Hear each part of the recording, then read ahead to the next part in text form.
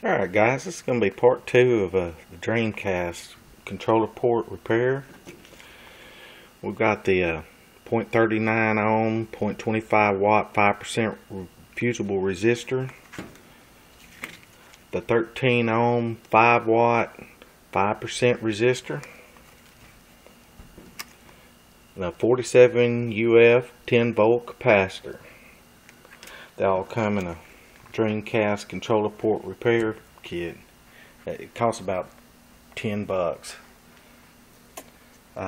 First thing you want to do is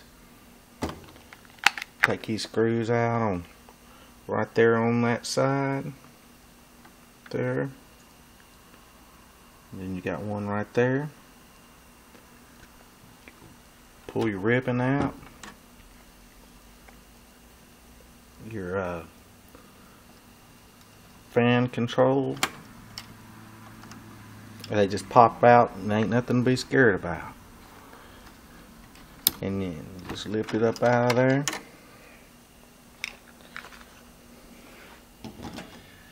You got your battery. If your system has to keep putting all your time and date and all that shit in there, that'll be because this little house there. Just replace that and get one for like $4 on eBay. Just desolder these 2 points right there. Solder you another one in. Your fusible resistor will be right there where them 2 little holes are. I already got it removed. This will be your capacitor, and this will be your 13 ohm resistor right there. Which before I removed the fusible resistor, I put some foil around it and jumped it, and everything else is working fine except for the battery, and it busted off good. So my thing is, if it ain't broke, don't fix it. You just gonna need a little bit of solder. Like I said, a solder sucker. I got my trusty Dreamcast parts and my Don Thomas cigar. Just say no, kids, and give them to me.